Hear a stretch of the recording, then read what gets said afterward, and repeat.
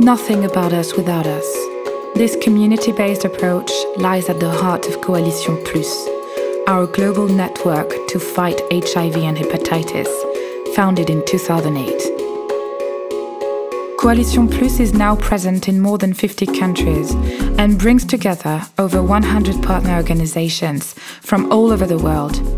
From Bamako to Paris, from Quito to Bobo Dioulasso, our member organizations are all involved in decision-making based on the principle of shared governance. Together, we're always stronger. Together, we're still angry.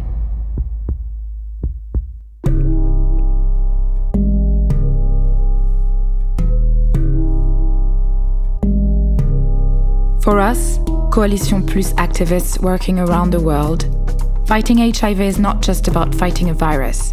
Above all, it is fighting for greater equality and social justice.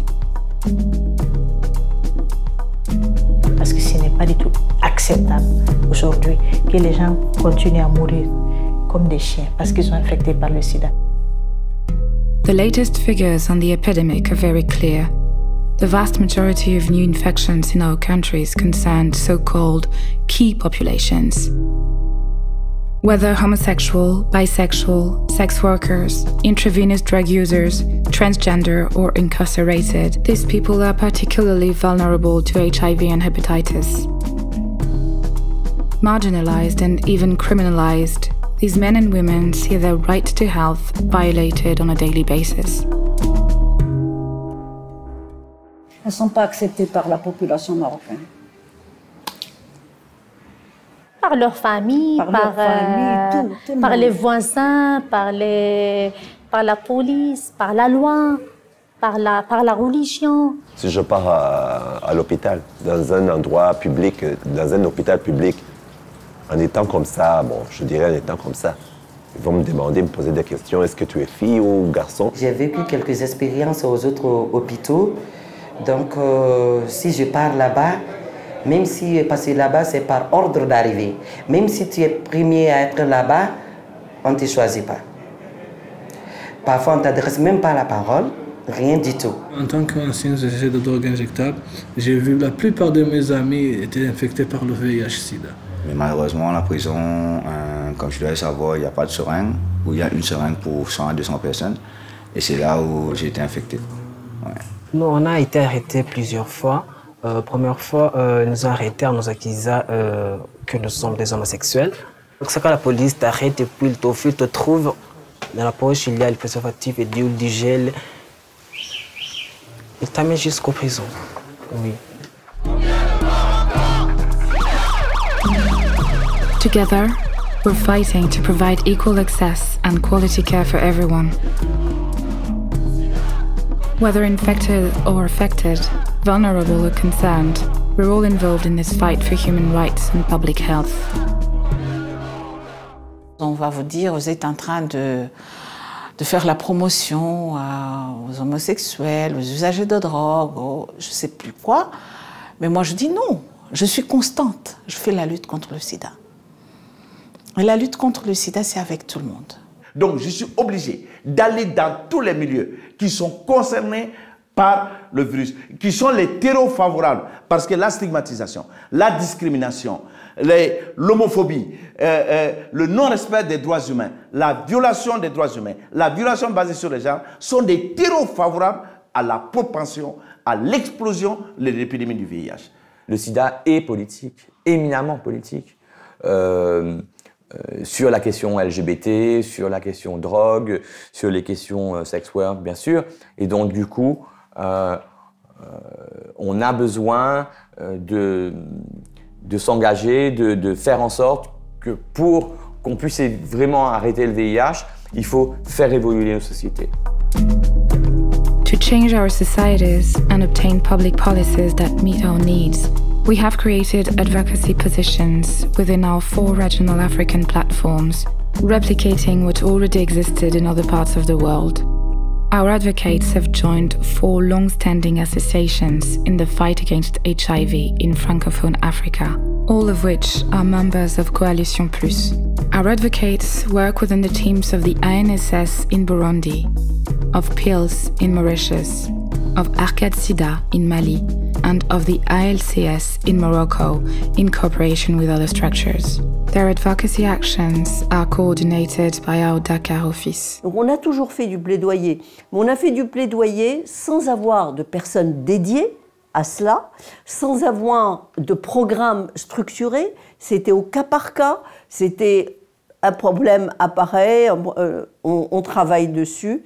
Et grâce justement à notre appartenance à Coalition Plus, grâce au financement de l'Agence française du développement que nous n'aurions jamais eu directement, c'est parce que nous sommes dans Coalition Plus que nous pouvons en bénéficier. Grâce à cela, nous sommes professionnalisés. Maintenant, le plaidoyer, il est pensé, il est planifié, il est mûri en équipe avec tous les acteurs, aussi bien les soignants que les soignés, par exemple. Tout le monde est impliqué et on se met autour d'une même table pour discuter des mêmes problèmes, en essayant de trouver des solutions ensemble. Nous savons les mots, nous connaissons les remèdes. Et qu'est-ce qui nous empêche? La volonté d'appliquer. Et ça, ce n'est pas acceptable. C'est pourquoi nous devons continuer à faire nos actions de plaidoyer, pour aller crier, pour faire le watchdog, pour attirer les attentions. All of the breakthroughs in the fight against AIDS have been gained because we've been mobilized and because we have dared to implement innovative solutions adapted to our needs. We have won significant victories in recent years through our advocacy for demedicalized testing, carried out by trained peer educators coming from the communities concerned. Et avec les pères éducateurs, et c'est comme si c'est entre nous. Vous voyez, on est en l'aise plus que si c'est d'autres personnes. Ici, vraiment, en étant trans ou MSM, que tu sois actif ou passif, que tu sois transgender, que tu sois lesbienne, tout, là, vraiment, tu te sens à l'aise. Vous ne pouvez pas imaginer l'impact de dépistage communautaire sur le terrain et dans notre quotidien. On a prouvé qu'on dépistait des personnes qui n'avaient jamais été dépistées, qu'on dépistait des personnes qui n'auraient jamais mis les pieds dans une structure de santé, même dans une structure associative avec une blouse blanche qui la reçoit. Au niveau de Arcade ici, quand ils ont fait le dépistage démédicalisé, c'est-à-dire que le dépistage par les pairs, il y avait à peu près plus de 60% qui pour la première fois venaient de faire un test de dépistage. Attends, ça veut dire que la stratégie classique ne permet pas de toucher les populations que nous devons atteindre. Dr. Aliou Sylla, founder of Arcade Sida and director of partnerships and Coalition Plus Africa, is one of the pioneers in care for people living with HIV in Mali. In the early 90s, this doctor accompanied AIDS patients until their deathbeds, after most doctors had abandoned them. He's now a fervent advocate for démédicalisation. Démédicaliser, c'est délégation de pouvoir du médecin. Ce n'est pas anti-médecin. C'est délégation du pouvoir du médecin à l'infirmier. Délégation du pouvoir du médecin, de l'infirmier au communautaire, au père éducateur. Qui plus peut faire une stratégie de dépistage au plus près des personnes, plus que le père? Je suis gay, je suis PS, je suis usager de drogue. Mes pères me feront plus confiance. In Mauritius, PILS activists have been running a mobile screening program for several years aimed at the gay, bi, and trans populations. In this country, sexual and gender minorities are rejected and marginalized. LGBTQI people often live in secrecy, which facilitates the spread of the epidemic. Every week, the PILS Rainbow team travels across the island to carry out screening in the field, by appointment or by contacting people on dating sites.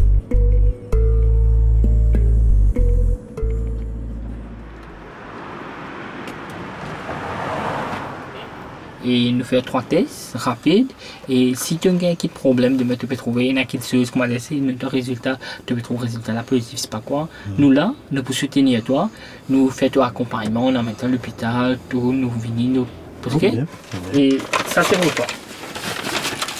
Nous mettons dans l'enveloppe en dessous qui est comme ça, ici.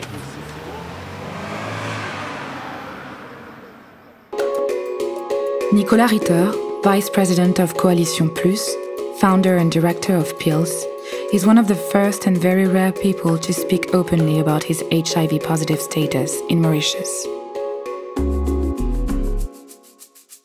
He knows that the marginalization that sexual minorities suffer in his country has very real consequences.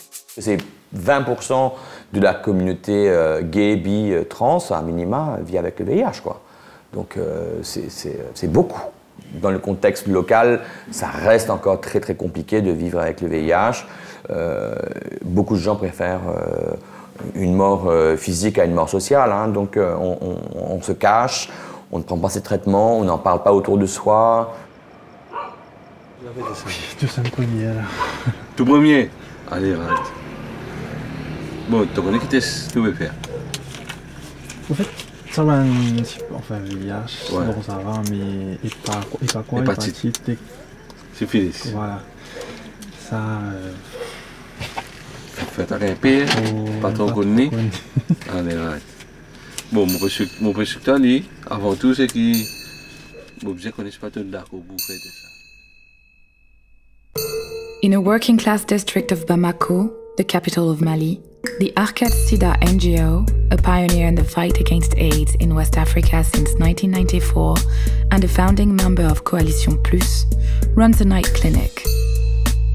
In this community-based care center, away from public attention, gays, trans and sex workers have free access to HIV prevention and the care that they are refused elsewhere.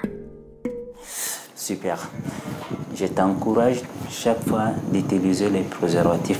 Il ne faut pas décourager. Je veux que tu continues à utiliser les préservatifs à 100%. Il ne faut pas prendre des risques. Il y a des calendriers concernant la PrEP pour que tu puisses utiliser facilement. Mais comme tu... La clinique a été créée sur, on va dire, une demande des peuples clés. Ça, c'est important. Le personnel est composé en partie par les bénéficiaires. Hein, on travaille ensemble. Ils sont au début et à la fin de la chaîne de nos interventions, à l'accueil, à la distribution des médicaments, au dépistage, un peu partout. In Mali, as in the rest of the African continent, the epidemic is still concentrated among men who have sex with men. The community-based work of the Arcade Sida peer educators makes prevention and care accessible to communities that have long been ignored by the HIV response. Je m'en vais sur le terrain pour le dépistage. Là, tu dois quoi? Derrière le fleuve là-bas. Il y a des participants qui m'attendent là-bas. En même temps, je vais leur parler de la PrEP. Parce qu'il y en a des participants qui n'aiment pas le préservatif. At Coalition Plus, we advocate for all innovations in HIV prevention and care. PrEP is a new prevention tool recommended by the World Health Organization since 2015. We demand its wide-scale introduction in all countries in which our network is active. Donc آخر علاقة جنسية وكانت فيها البينتراسيون كان بريزرفاتيف ولا لا؟ واحد ما فيهاش. داكور. دونك غندوزو هنا لي دروغ دونك لي كيستيون كونسيرن لي دروغ. واش كتستعمل شي دروغ مؤخرا؟ لا شي مخدر؟ لا غير من In Marrakesh, PrEP has been available as part of a pilot project since 2018, thanks to the advocacy work of the ALCS, a founding member of our network. Today, the NGO's peer educators ensure the follow-up of PrEP beneficiaries who belong to the city's gay and bisexual populations. Moi, je travaille avec et pour ma communauté. L'épidémie, c'est très concentré au niveau de ma population. Ça veut dire qu'il faut développer tous les systèmes de prévention. Il faut vraiment aller vers des sous-groupes où l'épidémie est cachée. J'ai le plaisir de vous présenter l'expérience marocaine qu'on appelait Prépare Morocco et qui est une expérience pilote menée par la LCS en partenariat avec le ministère de la Santé, l'ONU-SIDA et le Fonds mondial. The ILCS was one of the first African NGOs in the fight against AIDS that managed to convince international donors and health authorities to support a pilot PrEP project. For Professor Akima Imish, president of Coalition Plus and honorary president of the ILCS, free access to PrEP is a priority. Since founding the ILCS in 1988, shortly after diagnosing the first case of AIDS in Morocco, this pioneer in the fight against AIDS in the Maghreb has been fighting against the inequalities associated with the epidemic worldwide. La philosophie de la LCS, son combat depuis sa création, c'est de se battre contre ce qu'on disait les premières années.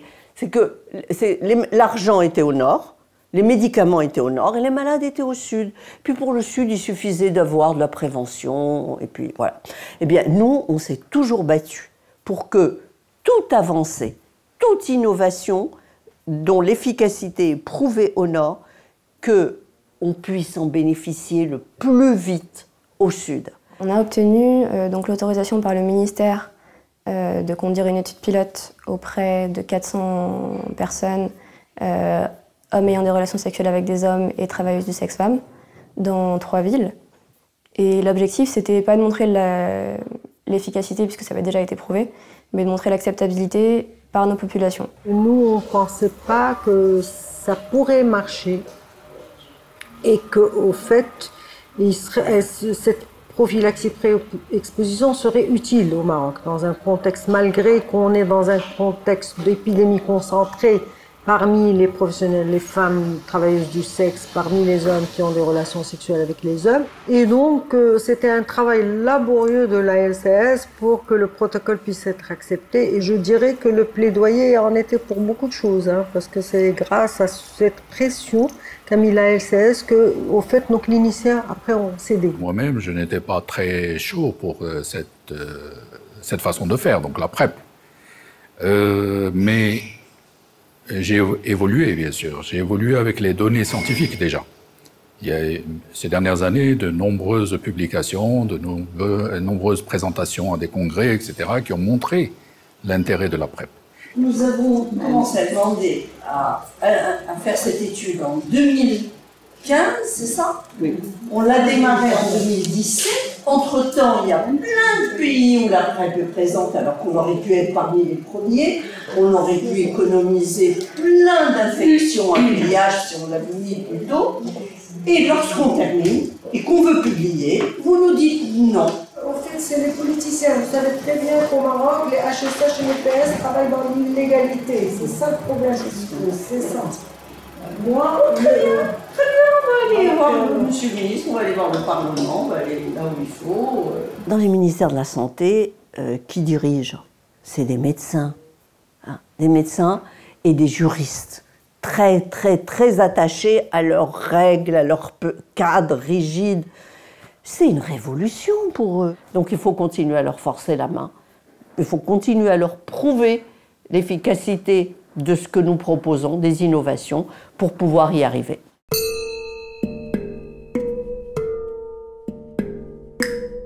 As Coalition Plus activists who represent the most vulnerable populations, we also advocate for courageous changes in public policy. Across Africa, intravenous drug users have long been ignored by most HIV and hepatitis response programs. Yet, they are particularly vulnerable to contamination. Faced with the taboo epidemic, we advocate for the introduction of risk reduction programs across the continent. Si aujourd'hui, pratiquement 70% des personnes vivant avec le VIH à l'île Maurice sont des personnes qui ont contracté le VIH à travers une seringue contaminée dans des pratiques de consommation de drogue par voie injectable, c'est pas à cause d'une seringue, mais à cause de politiques inadaptées aux problématiques des produits psychoactifs à Maurice. Intravenous drug users have been the driving force behind the HIV epidemic in Mauritius for decades, within a context of ultra-repressive anti-drug laws. Despite this repressive environment, PILS and its partners have succeeded in promoting innovative, community-based risk reduction actions. Here in the Battery Cassée suburb, local volunteer teams distribute sterile syringes at the end of every day to people injecting drugs.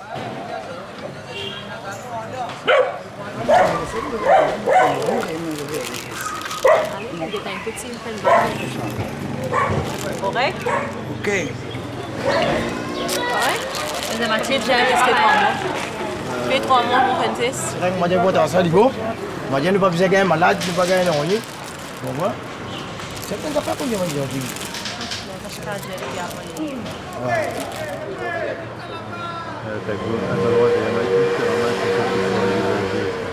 Le premier pays africain qui a introduit les champs de seringues et la méthadone. Et après 10 ans, on a vu une baisse de plus de 60% de l'incidence du VIH parmi les personnes qui s'injectent des drogues.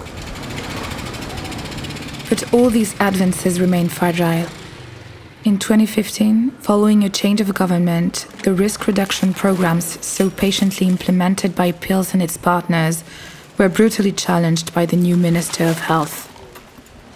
Des décisions immédiates qu'il prend sans aucune consultation et qu'il décide de mettre en application tout de suite, c'est-à-dire en l'occurrence la décentralisation de la méthadone devant les postes de police.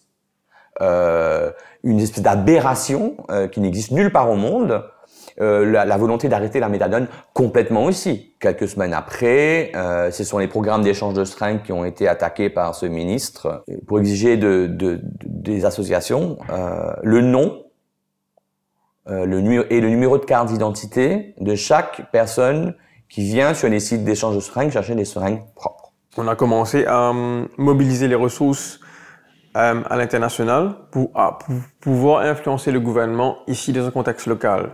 Parce qu'on a vite compris qu'on ne faisait pas le poids. On s'est appuyé sur les partenaires internationaux comme l'ONU-SIDA, la UNODC, l'OMS, IDPC, OSF, le Global Commission on Drug Policy. Et c'est à travers eux qu'on a pu élaborer une stratégie pour pouvoir influencer le gouvernement. Despite the obstacles, PILS is continuing its advocacy for risk reduction, strengthened by its membership to Coalition Plus, and with the support of its international partners. In the field, Mauritian activists have managed to maintain their community-based testing programs for people injecting drugs.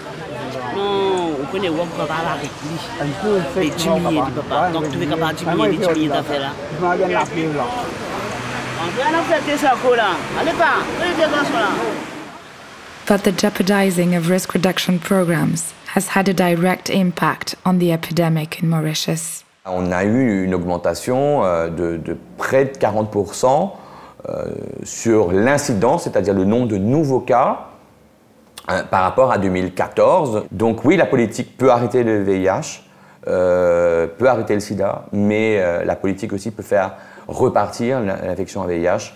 Les mauvaises décisions politiques peuvent faire repartir des mortalités dues au sida. In West Africa, the fight to protect intravenous drug users from HIV infection and hepatitis is still in its early stages.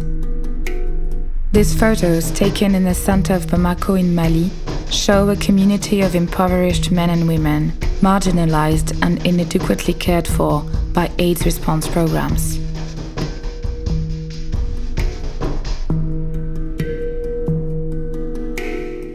La question de la prévention par les seringues n'est pas satisfaisante, puisqu'on ne donne pas le nombre suffisant de seringues, par exemple. Donc ça, c'est une triste réalité.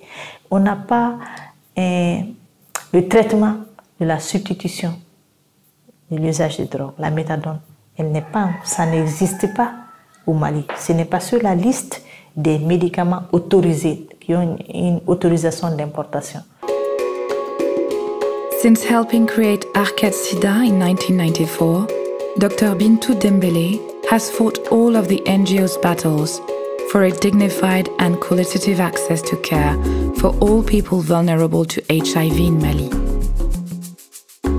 Advocacy for intravenous drug users is a new challenge.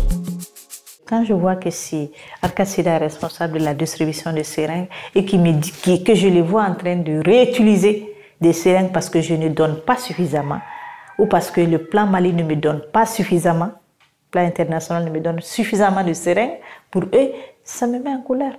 Parce que je me dis, ce que je fais, c'est pas du bon travail. Voilà, on était tombé d'accord avec Nana et Jelika que ça c'était pas pertinent, c'était ça qui nous intéressait beaucoup. In order to increase awareness, Arcad Sida has decided to bring the situation of intravenous drug users in Mali into light. The advocacy team is preparing a film based on testimonies from injectors who use the structure's health services. Je peux faire un arrêt sur l'image dans le montage, utiliser comme une photo. En fait, ouais, il y a les 3 photos qui sont là, 1, 2, 3, et avec hop, ça qui est en conclusion, quoi, je pense.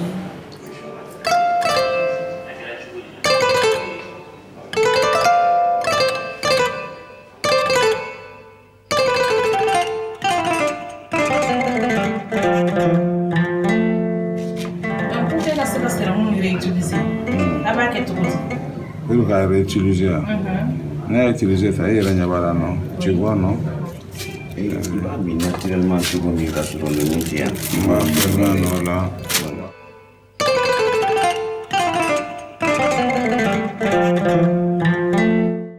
On va apporter la preuve, on va apporter les faits, on va les montrer la triste réalité que nous vivons tous les jours auprès de ces personnes usagères de drogues injectables. Nous les allons apporter ça auprès du CCM.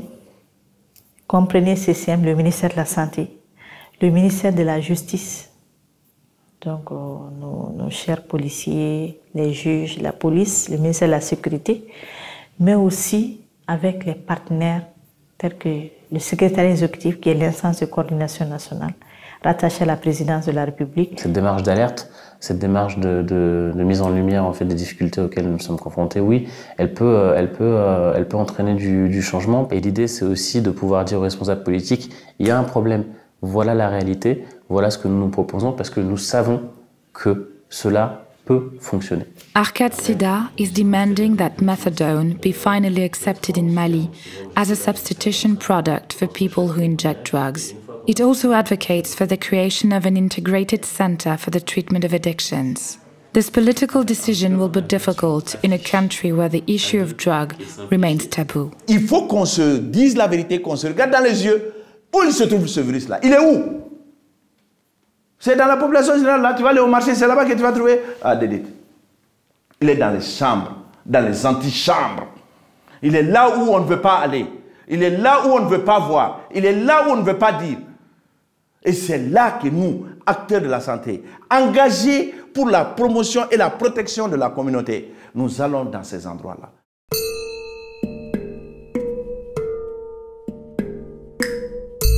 If we want to defend our rights and obtain public policies that respond to our needs, we must make our voices heard.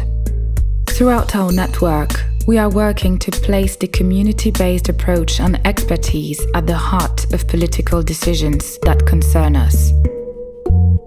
In Burundi, the INSS Advocate has taken the initiative to unite representatives of the different key populations in the country within a common platform. They now regularly work together, as is the case here at a capacity-building workshop coordinated by Coalition Plus and run by the Cameroonian activist Serge Yota. Ça commence par l'élaboration du PSN et ça finit par l'approbation de la demande de subvention par le conseil d'administration du Fonds mondial. Si vos priorités ne sont pas prises ici, ce n'est pas ici que vous viendrez les mettre. Tout part dans le PSN. Vous voulez porter par exemple une cible trans à ce niveau. Donc si là, il n'y a rien sur les trans, je vous assure que là, il n'y aura rien. Today, this initiative helps representatives of community-based associations in Burundi better understand the funding mechanisms of the global funds. It is also an opportunity to draw up shared strategies.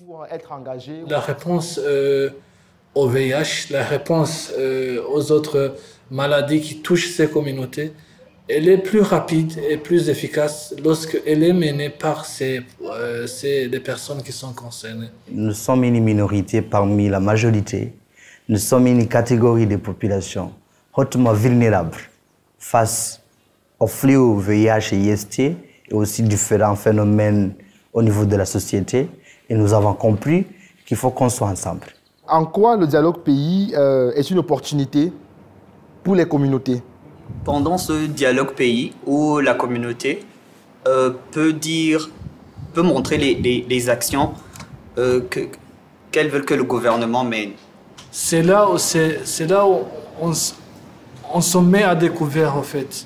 On se met à découvert au niveau national et on peut vous prendre en considération. Donc c'est très important le dialogue pays. Il faut y aller, il faut foncer. Même s'il n'y a pas eu d'invitation, il faut y aller. Opening up and taking the plunge. Jeanne Gapia, president of the ANSS, knows what that means. In 1994, she publicly announced her HIV-positive status in Burundi, despite the risk of discrimination.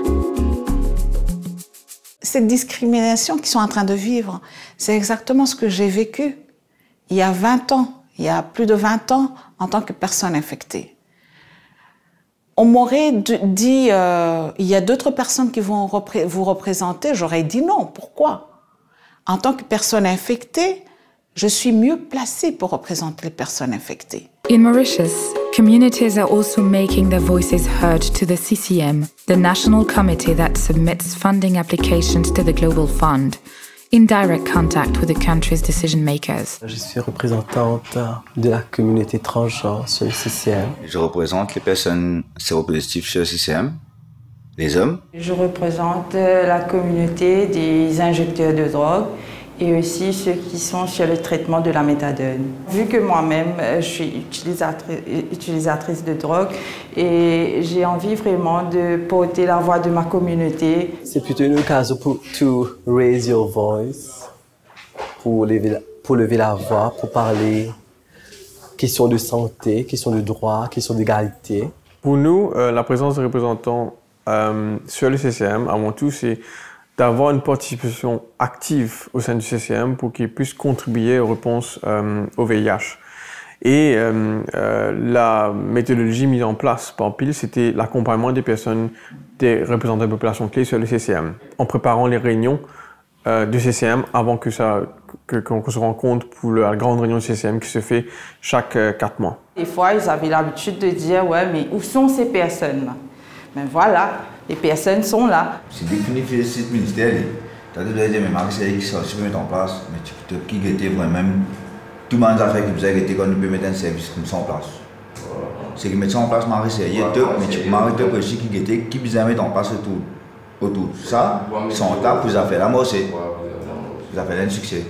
Avec critiquer, tu peux critiquer pour être constructif. Et j'ai presque écrasé une petite larme la première fois où j'ai vu la représentante des personnes qui se prostituent tenir tête au médecin-chef du ministère de la Santé en lui disant « mais vous m'insultez, votre position, cette explication que vous venez de donner n'en est pas une et m'insulte. Donc je vous demanderai monsieur le médecin, d'être un peu plus respectueux des personnes qui sont autour de cette table. » Et pour moi, c'est le résultat direct de ces 3-4 années de travailler avec cette personne. Les prochains programmes qui seront développés, que lorsque tu as besoin de contacter une communauté de population créée, tu n'invites pas seulement les individus, mais qu'il y ait un cadre formel. Il faut revendiquer, il faut rester vraiment dans la revendication de ce qui n'est pas encore atteint. Moi, je trouve que c'est le principe communautaire, c'est le principe associatif, c'est le principe activiste. Le bien-être et l'amélioration de la vie, de l'accès aux soins, c'est pour tous. La parole se libère, l'expertise se renforce, et on est dans ce pourquoi on croit, chez PILS, mais aussi au sein de la coalition. C'est rien pour nous sans nous. On doit faire avec les personnes les plus concernées qui sont en capacité d'amener une réponse politique, une réponse dans l'action et dans la mobilisation. Following decades of combats, over half of the people living with HIV worldwide now have access to treatment. But the hardest part is still to come, to test and lead to healthcare those who hide away through fear of being rejected by their family or friends, of losing their jobs, of being beaten or imprisoned. We, Coalition Plus activists, know that only the community-based approach that we have developed through our personal and collective experiences can make the difference. It is time for our expertise to be recognized by our governments and institutions. Our community-based expertise is an asset to be shared.